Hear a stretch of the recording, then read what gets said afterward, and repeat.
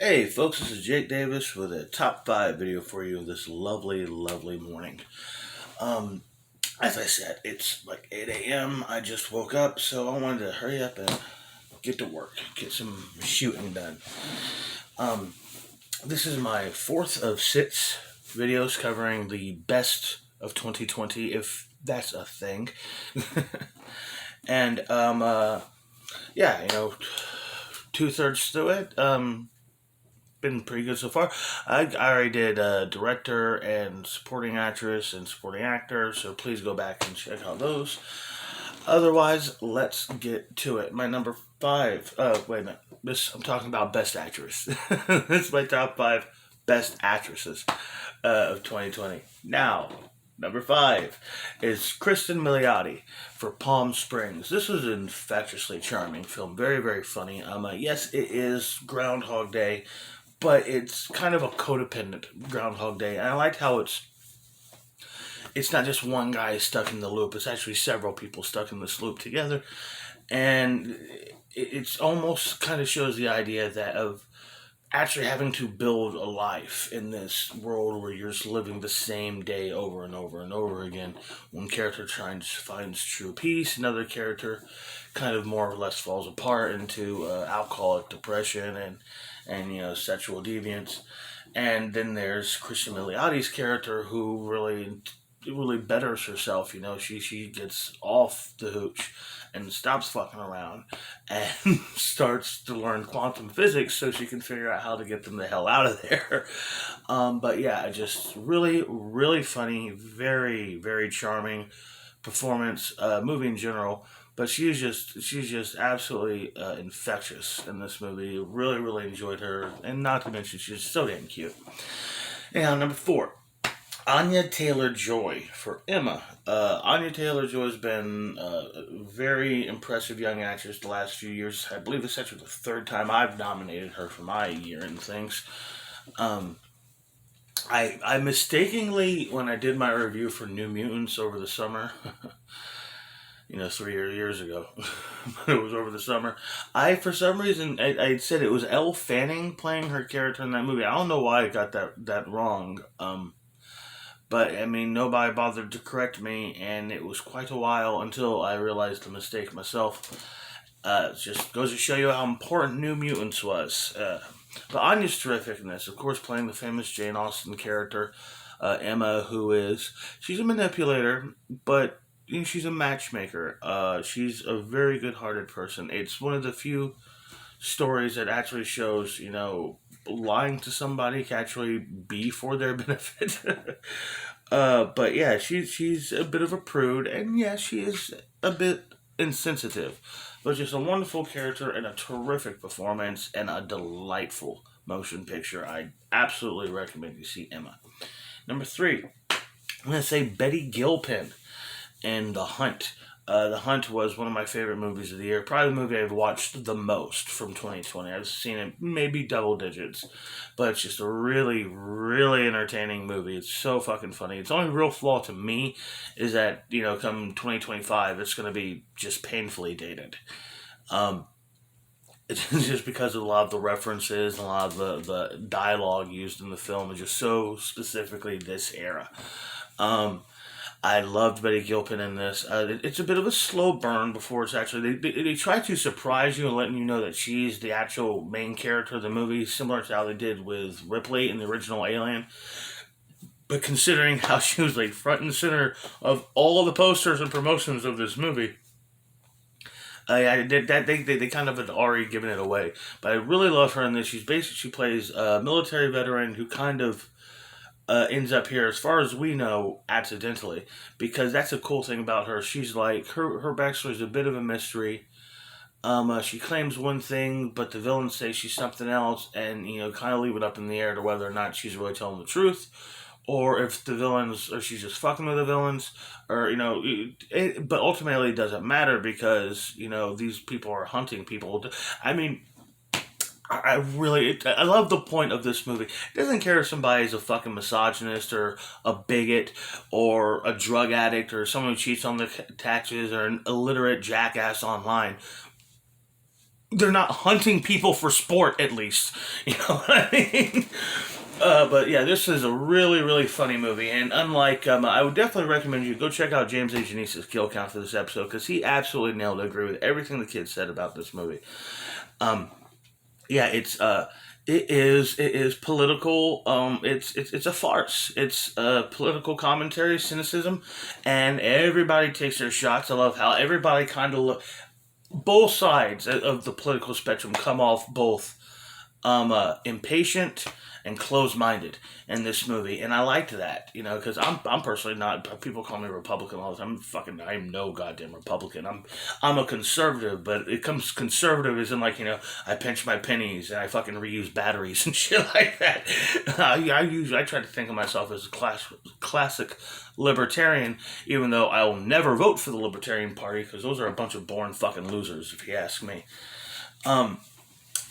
And anyways, yeah, Betty Gilpin was great. I also want to talk about her. She's a very tall woman, and I just loved how they, much like Gina Carano on The Mandalorian, you cast a woman who's tall like that. You want to use her size. You don't want her to get all scrawny and weak, and not you don't look not looking for a chick with sits back. You're looking for a chick who looks like she can defend herself. And yeah, I loved her physical performance as well as great humor in this movie. I really, really enjoyed Betty Gilpin in this. I think it should be a star-making performance. Anybody who does see this film is definitely going to want to see more of her because of her work in it. Now, I'll get to my number 2. Riley Keough for The Lodge. Now, this movie rattled me. Shook me to my very core.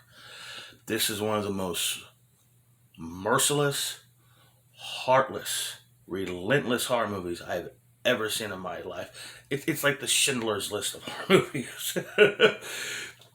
The whole setup here is this woman, this young woman is hooking up with a recently widowed man, a man who she had an affair with. Well, the deal is, she's had an affair with this man, a married man, and now they're together. And they're going to get married. But his ex-wife, has recently killed herself. So he's got to take in the kids. And it is a lot of resentment between the children towards her.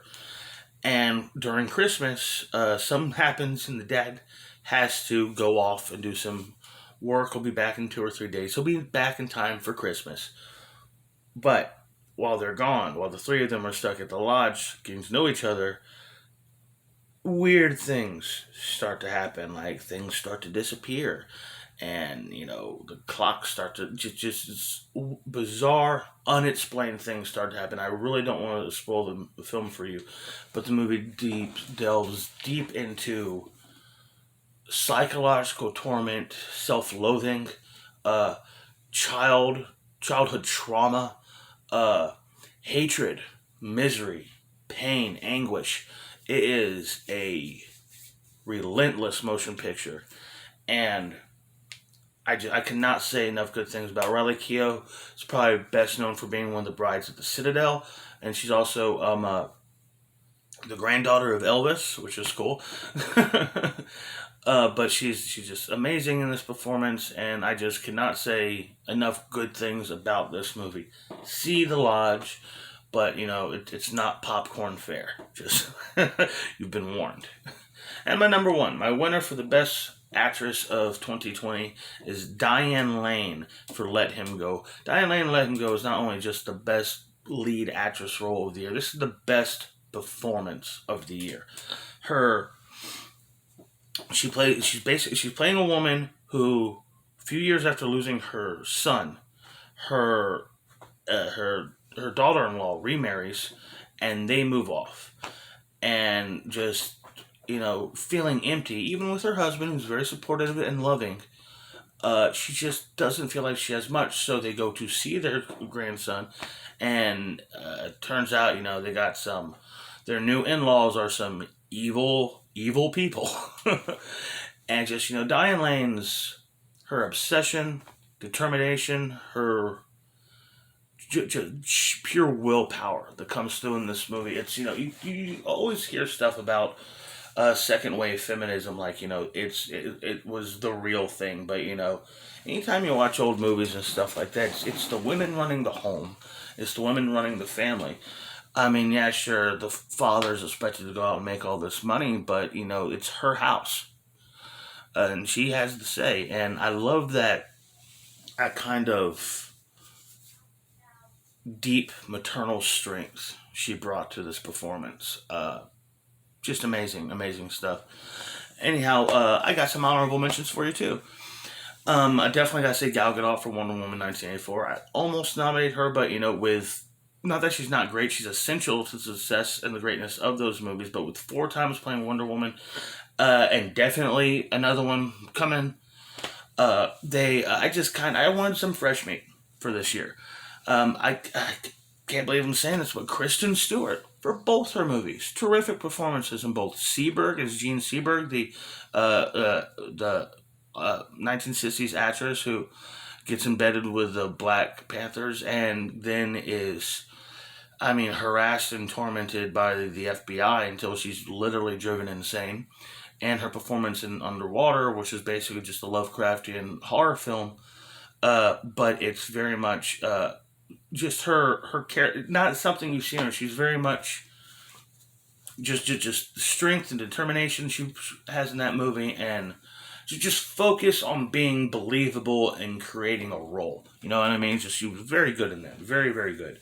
Alexandra Daddario and We Sum the Darkness is a movie. Not a lot of people liked it all, but I thought it was great, and I just like her in general. I think she's an unappreciated actress, and just there. I mean, as far as pure beauty, there's damn few, if any, women in the world who can hold a candle to her. She's a stunning specimen.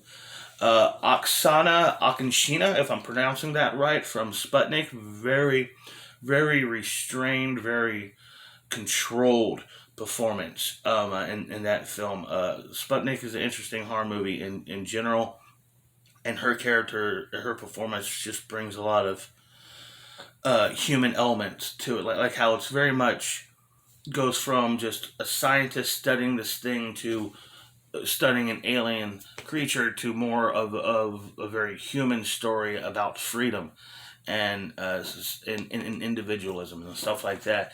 Jessica Chastain and Ava, even though I thought Ava was pretty fucking silly, I'm already sick of them desperately trying to get a chick John Wick franchise going. At least it wasn't Charlize Theron. At least it didn't have that painful blocking shit you see today. And not that it's not just in women's action movies like in Atomic Blonde. That was a big problem with Tenet. This kind of almost see the actors counting their moves. I hate that. I absolutely hate that shit. I, in a way, think fist fights looked better back in the John Wayne days where there's no choreography and fuckers just did wild swings and dove on each other across tables. And finally, I'll say Carey Mulligan for Promising Young Woman. I think Promising Young Woman was a promising motion picture that ended up falling flat by not really wanting to go all the way with it. It didn't, it really, I think it pulled back. I think it was a movie that held back and ultimately hurt itself. It handcuffed itself. But Carey Mulligan was terrific in this motion picture. And if all the actors I talk about over the 4 acting videos I do, she is the actress I most expect to actually be nominated for an Academy Award. Anyhow, I hope y'all like this video. This is, like I said, 4 down, 2 more to go. We got Actor and The Big Dog Best Picture to go. Hope y'all come back and watch those when I post them. I guess I'll go eat some breakfast. I'm Jake Davis, and I'll catch you on the fly.